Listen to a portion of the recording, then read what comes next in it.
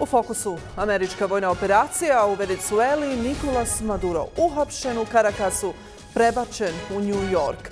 Trumpova administracija tvrdi da sada trenutno kontroliše Venezuelu. Implikacije: povreda međunarodnog prava, imuniteta predsjednika za sigurnost Sjedinjenih Država ili pak nafta. Detalje tražimo od američkog obavještajca i umirovljenog pukovnika američke mornarice Jesusa Romera. Veliki protesti protiv režima u Iranu ulaze u 12. dan, proširivši se na više od 100 gradova i 31 provinciju. Demonstranti traže smjenu vrhovnog vođe ajatolaha Alija Hameneija. Sprema li Amerika još jedan napad na Iran? Gošća Pulsa Planete je iransko-kanadska novinarka Samira Mojedin. A država protiv nelegalnih migranata, prestupu pravima tražitelja azila ili percepcija zaštite zajednica širom Sjedinjenih Američkih Država. Smrt 37-godišnje Renee Nicole Good, koji je tokom imigracijske operacije u Minneapolisu usmrtio upravo agent ICE-a, izazvala je proteste širom zemlje. Trump povlači Sjedinjene Američke Države iz 66 međunarodnih organizacija za koje administracija tvrdi da više ne služe američkim interesima. Među njima je i nasljednik Haškog tribunala za ratne zločine u bivšoj Jugoslaviji, a ukida se i finansiranje za svjetski program hrane o kojem ovise milioni gladnih Sudanaca. I za kraj, NASA je skratila misiju 4-člane posade na Međunarodnoj svemirskoj stanici zbog medicinskog problema jednog astronauta. Posada će se vratiti na Zemlju ranije od planiranog. Prva svemirska šetnja ove godine ipak otkazana. Ja sam Ika Ferrer-Gotić, a vi pratite Puls Planete.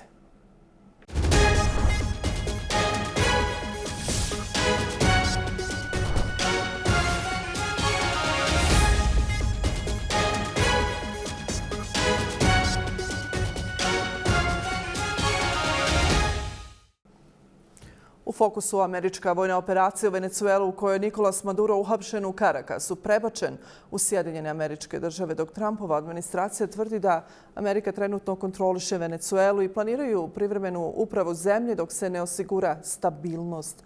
Šta su implikacije? Povreda međunarodnog prava, imuniteta predsjednika za sigurnost Sjedinjenih Država ili pak nafta? A ovako je to izgledalo u noći 3. januara. Zahtijevamo hitno oslobađanje predsjednika i njegove supruge, jedinog predsjednika Venezuele, predsjednika Nikolasa Madura. Kako neizvjesnost raste u Venezueli, potpredsjednica Delcy Rodriguez preuzela je mjesto svog saveznika. Nekoliko sati nakon dramatične vojne operacije kojom je venecuelanski lider Nikolasa Maduro svrgnut s vlasti, potom uklonjen iz zemlje u subotu, predsjednik Donald Trump izjavio da će Sjedinjene Američke Države upravljati Venezuelom, barem privremeno, te koristiti njene ogromne naftne rezerve za prodaju drugim državama. Maduro i njegova supruga, koji su u subotu tokom noći privedeni iz svog doma u vojnoj bazi, najprije su ukrcani na američki ratni brod na putu ka suočavanju s krivičnim gonjenjem prema optužnici Ministarstva pravde. Vodit ćemo zemlju dok ne budemo mogli provesti sigurnu, ispravnu i razboritu tranziciju. Ne želimo se dovesti u situaciju da neko drugi preuzme vlast i da se ponovi isto stanje, kako smo imali dugi niz godina. Angažirat ćemo naše velike američke naftne kompanije, najveće na svijetu, da ulože milijarde dolara, poprave teško oštećenu infrastrukturu, naftnu infrastrukturu i počnu stvarati prihod za zemlju.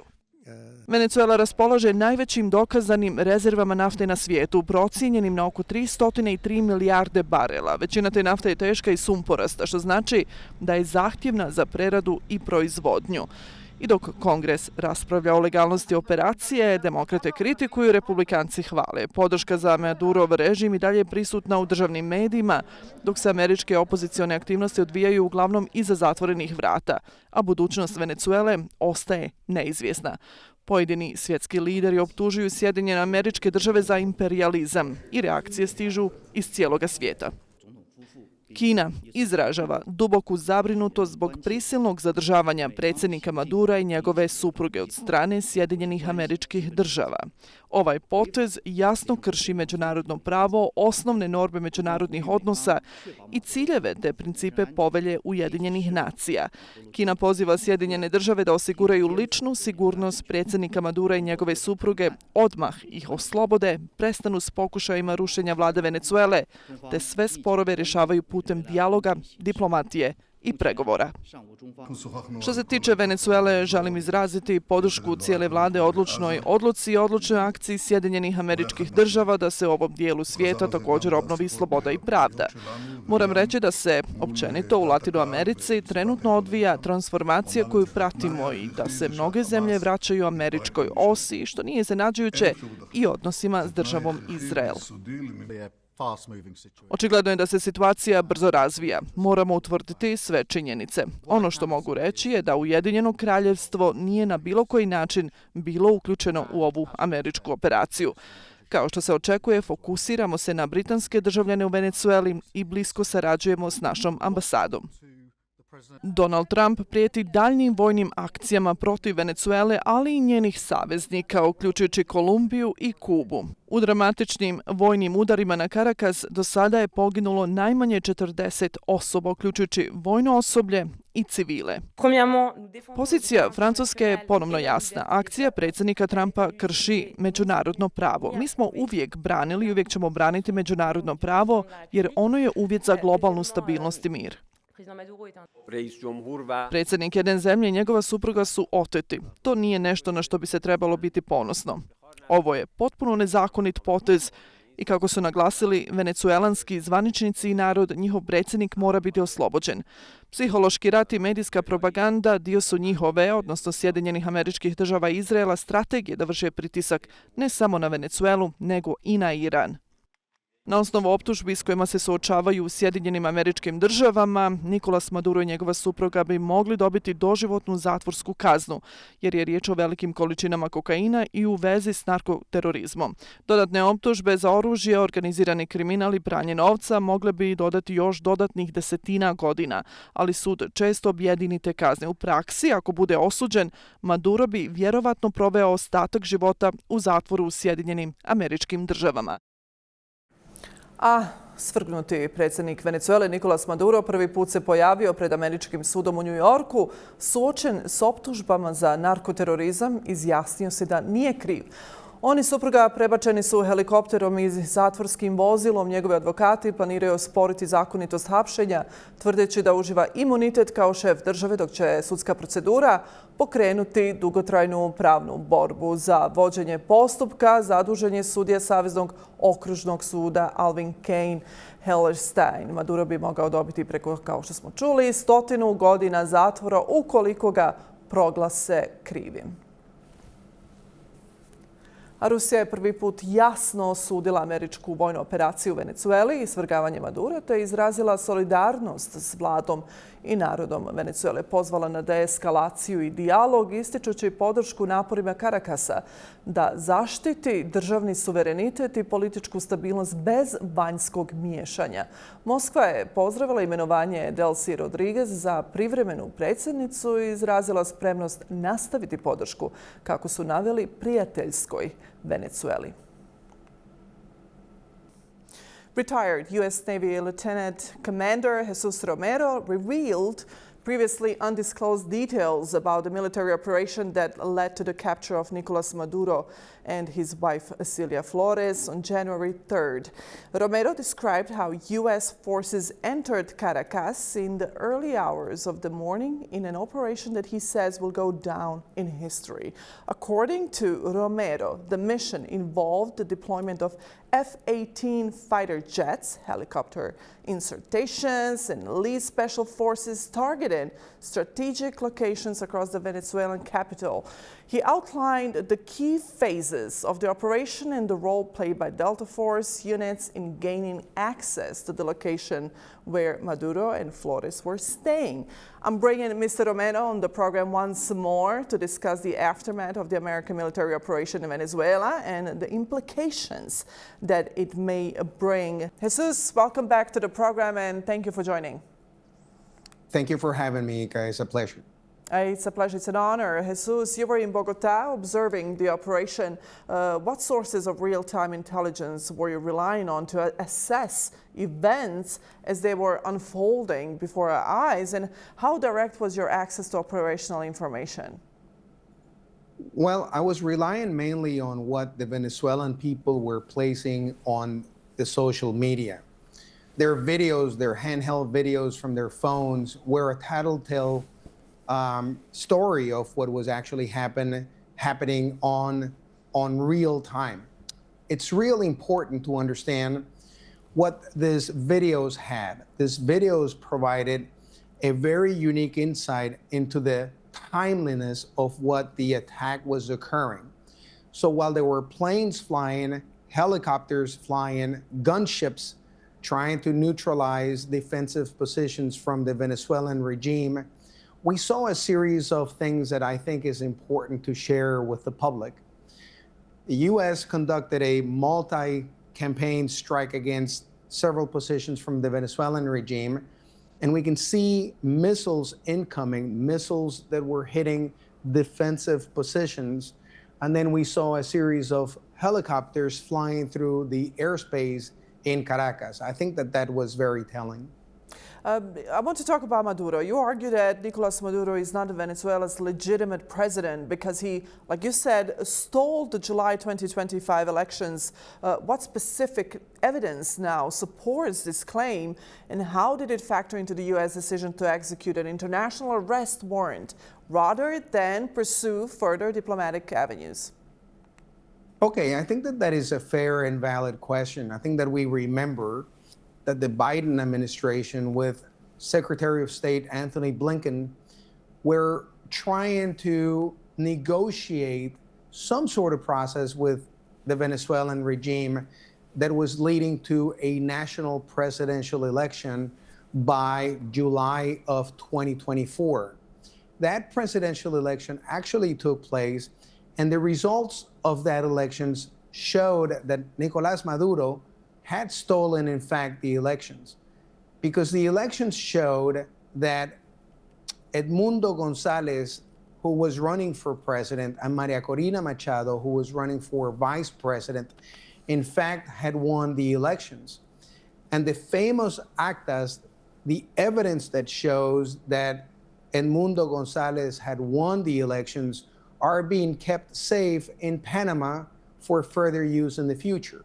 As a result of those elections, Antony Blinken, then Secretary of State for the United States, recognized the election of Edmundo González and not Nicolás Maduro.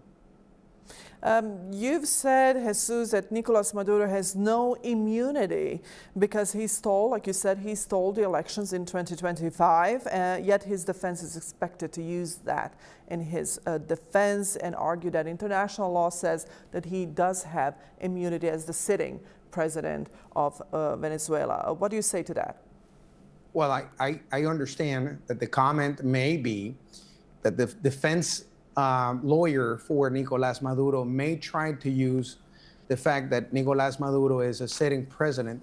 But in fact, Anika, there are many countries in the international community that do not recognize Nicolás Maduro as the actual president of Venezuela, and they recognize Edmundo González. I think that this is an issue that will be resolved basically for a couple of things. Number one, there was an international arrest warrant for Nicolás Maduro.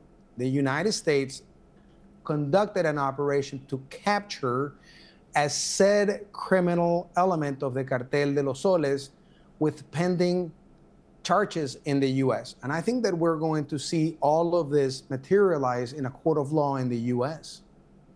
And the interim Venezuelan government, I have to ask this question, has reportedly authorized the transfer of 30 to 50 million barrels of oil to the United States, crude oil, the most expensive one.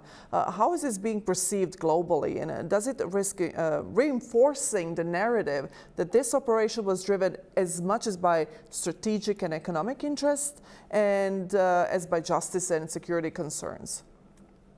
I understand that concern, and I think that mainly, I think that we need to talk about a couple of things.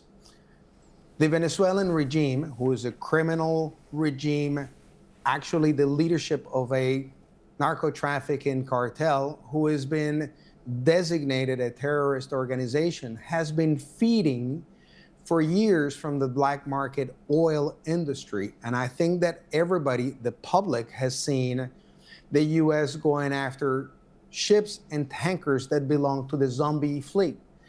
These ships have been involved in selling Venezuelan crude for prices less than the black market. This only helps to fuel the Venezuelan criminal regime in conducting further acts of crime. Ika, this money doesn't go back to the Venezuelan people. This money doesn't go back to build schools and hospitals. This money, it goes to criminal organizations around the globe that has been helping other criminal organizations, to include terrorist groups such as ISIS and Boko Haram. One more question for you. The United Nations has questioned whether President Donald Trump's decision to carry out this operation constitutes a breach of Venezuela's sovereignty. How does Washington justify acting outside UN authorization, outside of Congress authorization, and what precedent does this set for international law in whole? So the U.S. has not conducted operations outside of the UN authorization. The UN does not have any authority over the sovereignty of the U.S. to protect its people and its national interests from organized crime. The executive powers that are provided to the U.S. president includes Title 50 of the U.S. Legal Code. Title 50 allows the president to designate the Cartel de los Soles as an organization directly linked to terrorism. And in fact, it was designated as a terrorist organization that has been operating in Venezuela for years. In fact, Ika, the original charges against Nikolasa Madura in 2020 has a direct relationship with terrorism. And the terrorism is the conspiracy case, because back then, the FARC, the leftist group, the leftist bloody group in Colombia, was providing the cocaine and arms to Venezuelan members of the Cartel de los Soles, two Venezuelan generals that are currently serving time in the U.S. because they personally said that they were members of the Cartel de los Soles and they were providing cocaine that was being shipped to the U.S. When the U.S. Congress or members of Congress from the Democrat Party, they're saying that the president is acting outside of U.S. law. And the fact is that the president is not using the War Powers Act under the Constitution. The president has been using the same legal framework that President Obama used to go after Libya, or President Clinton used to conduct military strikes against Zagreb. This is the legal framework that the U.S. president today, Donald J. Trump, is using to go after criminal cartels. And one last question. Still, I do have one last question. Any thoughts on Greenland and Trump's messages to the world that there could be an intervention in seizing Greenland as a part of U.S. territory? Well, I'm not exactly sure what the bases are for President Trump's making the claims and the assertions. I think that this is something that needs to be played out. I'm not versed at what the reasons behind it. I suspect that this has to do much more with the closeness to the U.S. or to the American continent, but I'm not sure that I can really comment about that. All right, thank you. That's fair enough. Thank you, Jesus. Thank you for being on my show once more. Looking forward to commenting on these issues in future as well. Thank you. Thank you very much, Ika. Saludos y abrazos. Saludos y abrazos. This was Jesus Romero, retired U.S. Navy Lieutenant Commander, that was joining me. Stay with us.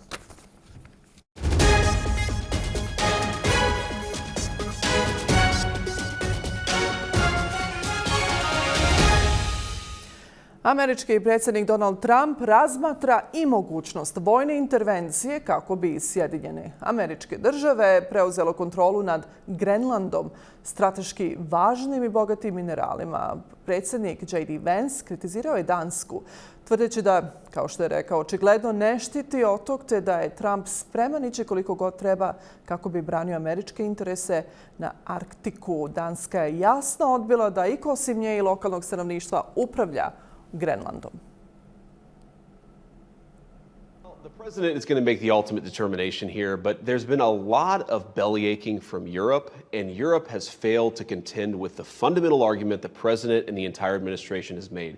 Greenland is critical, not just to our national security, but to the world's national security. People don't realize this. The entire missile defense infrastructure is partially dependent on Greenland. If, God forbid, the Russians or the Chinese, not saying they're going to, but if, God forbid, in the future, somebody launched a nuclear missile into our continent, they launched a nuclear missile at Europe, Greenland is a critical part of that missile defense. So you ask yourself, have the Europeans, have the Danes done a proper job of securing Greenland and making sure it can continue to serve as an anchor for world security and missile defense? And the answer is obviously they haven't. Alors vaste sujet et au fond, il pourrait y avoir un côté complètement naïf, irénique, à vous dire qu'on va s'occuper de la gouvernance internationale au moment où je suis en train de vous dire que c'est le désordre le plus grand, la loi du plus fort, et que chaque jour les gens se demandent si le Groenland va être envahi, si le Canada sera soumis à la menace de devenir le 51e État ou autre, ou si Taïwan sera encerclé davantage. Plusieurs d'entre vous l'ont évoqué dans les échanges qu'on a eus ce matin. Je pense qu'au contraire, c'est le bon moment. Et en vrai, c'est peut-être le seul moment. Et c'est peut-être le bon moment pour réinvestir en effet pleinement l'Organisation des Nations Unies.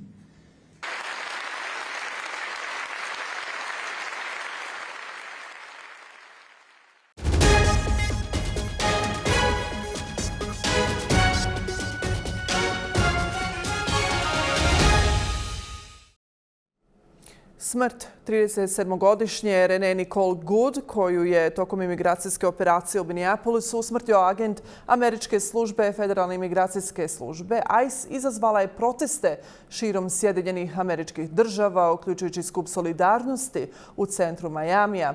Prema dostupnim medijskim i policijskim podacima, izvještajima, agent je pucao u samoodbrani nakon što se vozilo u kojem je bila Goode pokrenulo prema njemu. Gradonačelnik Minneapolisa Jacob Frey odbacio je tu tvrdnju, ocijenivši pucnjavu neopravdanom. Demonstranti zahtijevaju hapšenje odgovornog agenta, dok zakonodavci navode da je Goode bila američka državljanka i nije bila meta ovih operacija. You asked about a shooting that we just had in Minneapolis, Minnesota. It was an act of domestic terrorism. What happened was our ICE officers were out in an enforcement action. They got stuck in the snow because of the adverse weather that is in Minneapolis. They were attempting to push out their vehicle, and a woman attacked them and those surrounding them and attempted to run them over and ram them with her vehicle. An officer of ours acted quickly and defensively shot to protect himself and the people around him. And my understanding is that she was hit and is deceased. We're continuing to gather more information, but this goes to show the assaults that our ICE officers and our law enforcement are under every single day. These vehicle rammings are domestic acts of terrorism. We're working with the Department of Justice to prosecute them as such. We will continue to protect our ICE officers and in cooperation with other law enforcement agencies as well. There's a lot of information that is swirling around right now, and we collectively are going to do everything possible to get to the bottom of this, to get justice, and to make sure that there is an investigation that is conducted in full. But what we do know is that a 37-year-old woman is dead and that she was shot by ICE. They are already trying to spin this as an action of self-defense. Having seen the video of myself, I want to tell everybody directly, that is bullshit. There's little I can say, again, that'll make this situation better, but I do have a message for our community, for our city, and I have a message for ICE. To ICE, get the fuck out of Minneapolis. Let me first say that the killing of Renee Nicole Good was an abomination, a disgrace. And blood is clearly on the hands of those individuals within the administration who've been pushing an extreme policy that has nothing to do with immigration enforcement connected to removing violent felons from this country. We support the removal of violent felons from this country who are here illegally. But that's not what this administration has been doing under the so-called leadership of Kristi Noem, who's a stone-cold liar. There's no evidence at all that this was a justified shooting. So let's deal with the tragedy right now. She hasn't even been buried. Her family is grieving. She was a single mom and an American citizen. And we all are outraged by what took place in Minneapolis, and we will respond decisively.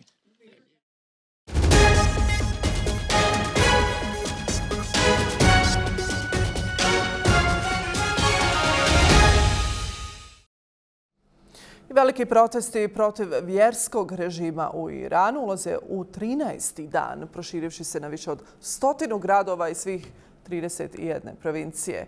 Demonstranti traže smjenu vrhovnog vođe ajatolaha Alija Hameneija. Snimke pokazuju mirne demonstracije, ali sukobe sa sigurnosnim snagama. Prijavljeno je najmanje 45 mrtvih, uključujući 8 djece i preko 2200 uhapšenih. Iran je uveo nacionalni prekid interneta, otežavajući izvještavanje. Sjedinjene Američke Države su upozorile na moguću vojnu reakciju u slučaju nasilja nad demonstrantima. Ekonomija i pad vrijednosti rijala dodatno pogoršavaju nezadovoljstvo, dok aktivisti i opozicija pozivaju na mirnu tranziciju vlasti, ali i poštivanje ljudskih prava. اونی که هم آمریکا و هم اسرائیل رسما اعلام کردن که در این آشوب‌ها دخالت دارن و نقش دارن. تظاهرات و اعتراضهای صلح‌آمیز رو به خشونت بکشن و به آشوبگری بکشن. یکی از محورهای اصلی من در همه دیدارها گسترش روابط تجاری و همکاری‌های اقتصادی بین دو کشور. We are deeply disturbed by reports of violence during nationwide protests in Iran, including reported deaths and destruction of property over the past 13 days. The right to peaceful protest, as enshrined in international law, must be protected. All deaths should be promptly, independently, and transparently investigated. Those responsible for any violations must be held to account in line with international norms and standards. We are also concerned by reports of nationwide internet and communications shutdowns.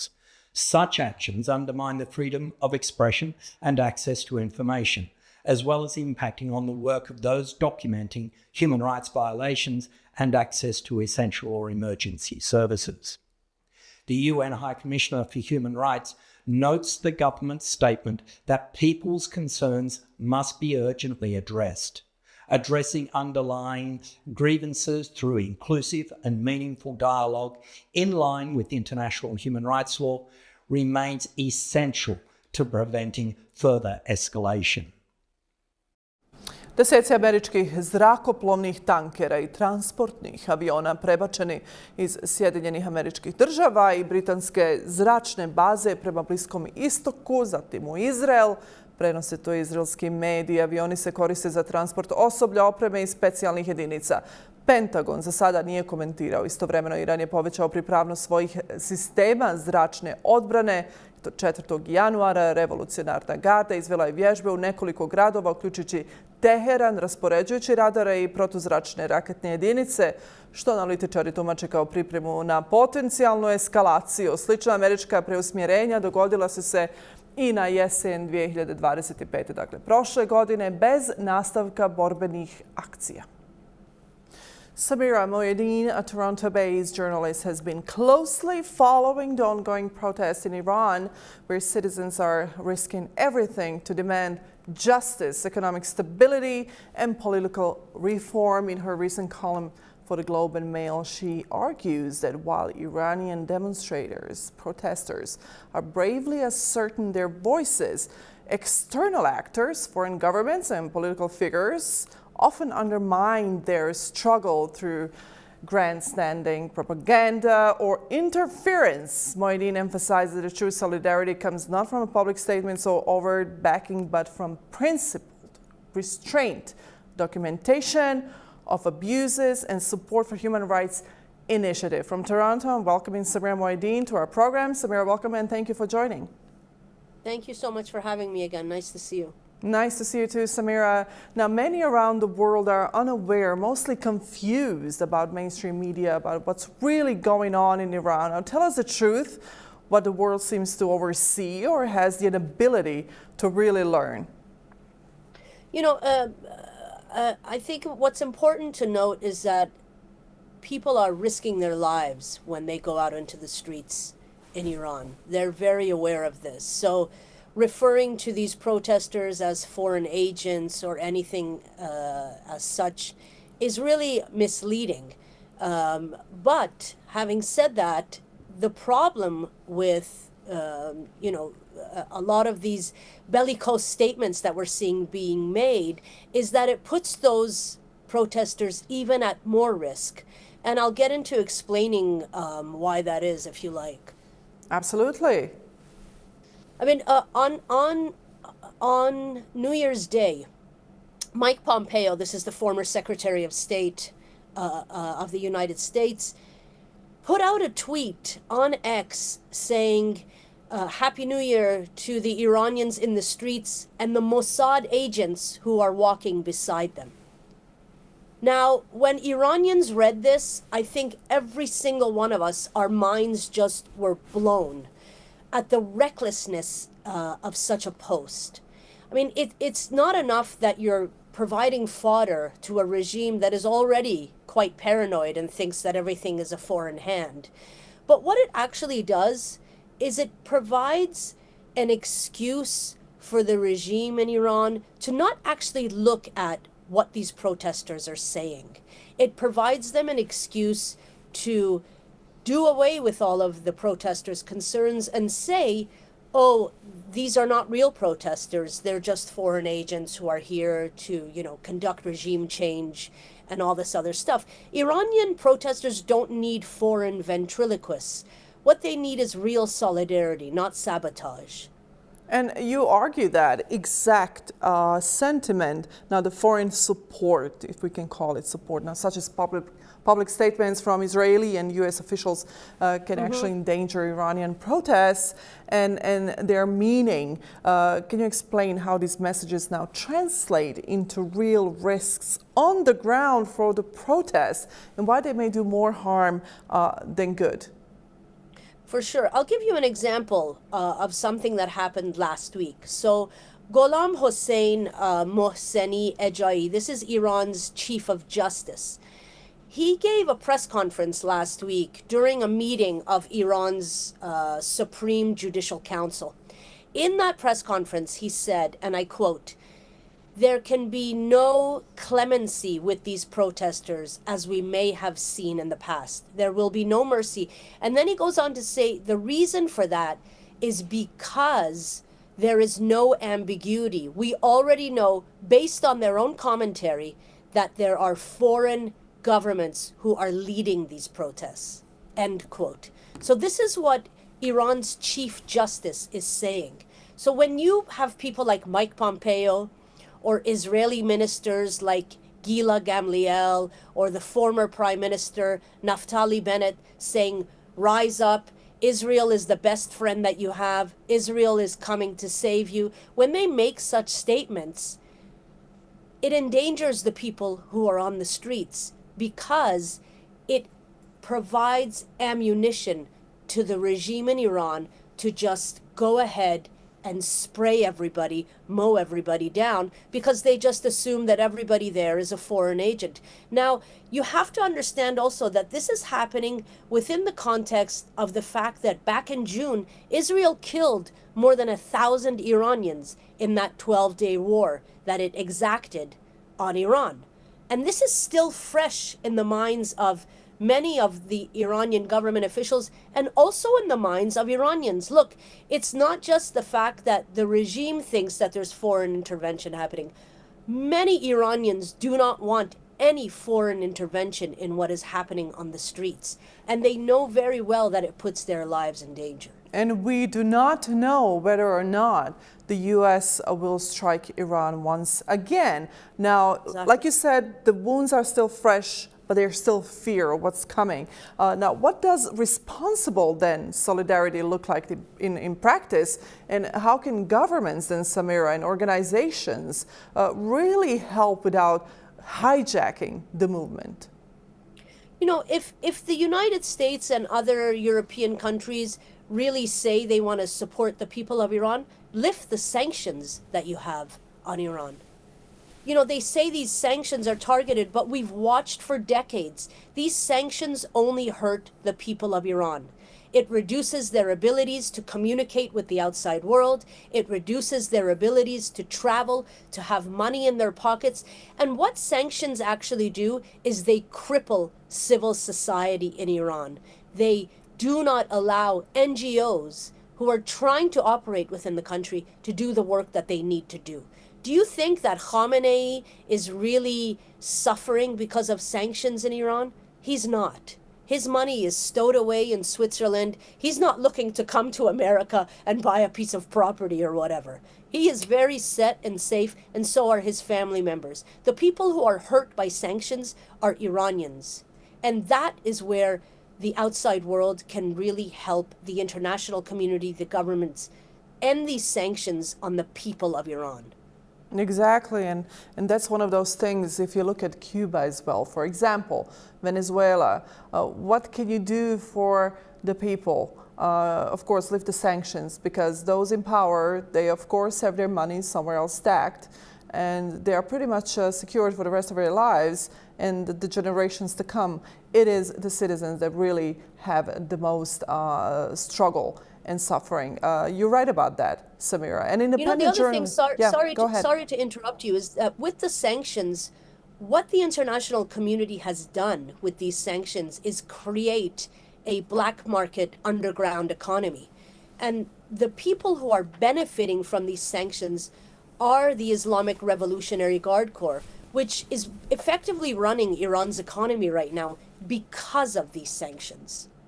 There you go. There you go. And independent journalism, Samira, human rights organizations are really crucial in this case, just as everywhere else, of course. What are the biggest challenges these groups face in documenting abuses, and how can the international community really ensure their safety and effectiveness at large? You know, right now, sorry to interrupt you, right now the government in Iran has cut the internet.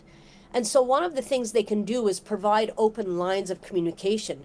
You know, again, this comes back to sanctions. Iranians are not able to, you know, join these sort of communications worlds because of the fact that the government in Iran is able to cut WhatsApp, cut the internet. And it's during these exact times that the government clamps down in a way that kills a lot of people in Iran.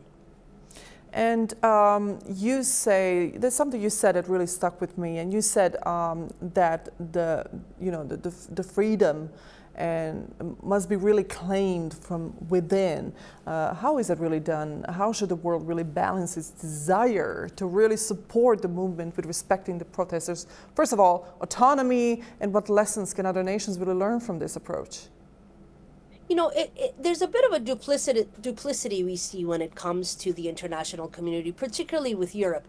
I mean, Iran's second largest trading partner is Germany.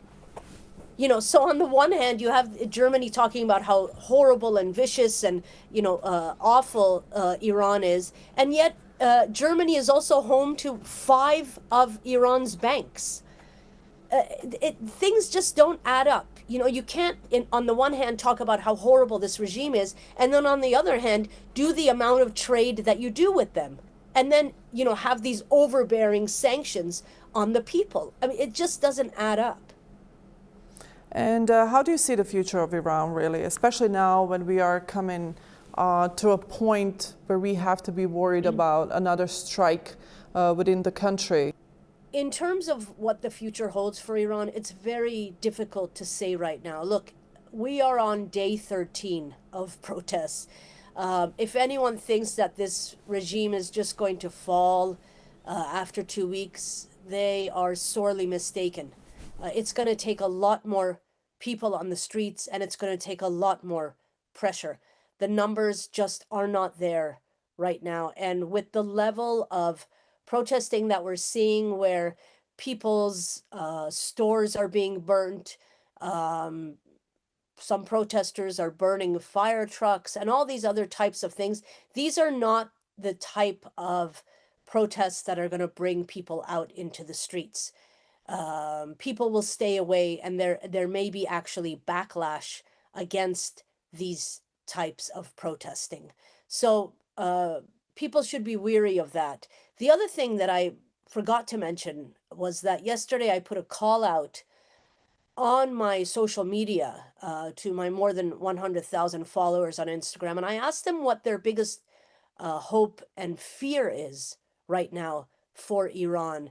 And there were two main points that came up, and I had hundreds of responses. But the two biggest responses was that there is the fear of foreign intervention and the fear of seeing Iran balkanized, split up into little, pockets of influence. Iran is a very multi-ethnic, multilingual country with various communities. And this is something that is really worrying, is that foreign adversaries will want to tear the country apart. Israeli officials have already said Iran is too big. We know that. We know they want to tear Iran apart. It is the size of Western Europe, and it would be much easier to control if it was much smaller. Samira Mohideen, my colleague from Toronto, stay with us.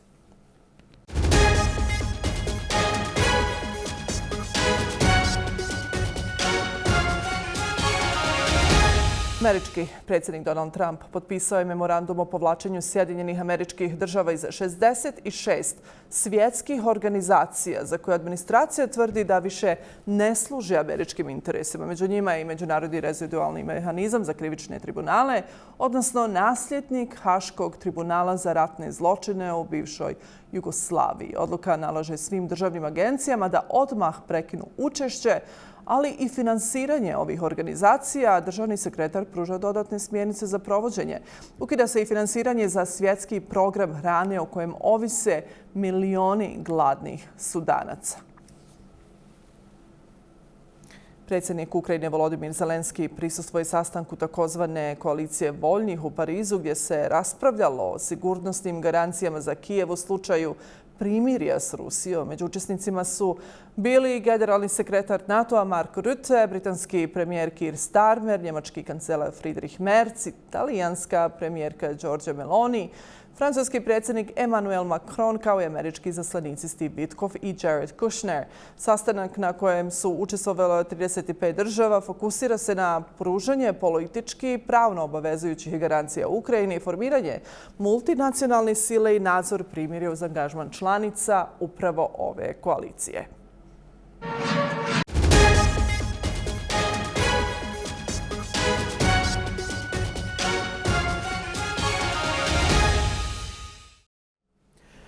I za kraj NASA je skratila misiju 4-člane posade na Međunarodnoj svemirskoj stanici zbog medicinskog problema jednog od astronauta. Posada iz Sjedinjenih Američkih Država, Japana i Rusije vratit će se na Zemlju ranije od planiranog.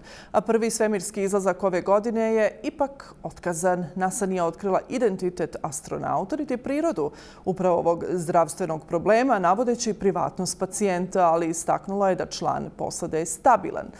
Ne radi se o hitnom slučaju, već postupamo oprezno, rekao je to dr. James Polk, glavni zdravstveni službenik NASA. Posada je na stanici od avgusta, uključujući astronaute Cartman Finke, Yui i Platonova. This has been the absolute journey of a lifetime. We are so incredibly grateful to be here. Thank you so much for this warm welcome. It was such an unbelievably beautiful sight to see the space station come into our view for the first time. We're happy to join you, and we will do our best to help the 73 crew who's on Crew 10 to get home safely. Your friends and family are waiting for you. In the meantime, this is a beautiful space station, and it's so good to be back. I'm so grateful to be here. We have great crew, 11 crew members, and also this expedition members. Yeah, I'm very looking forward to working with them and make this expedition 73 the best. I'll work hard. Thank you.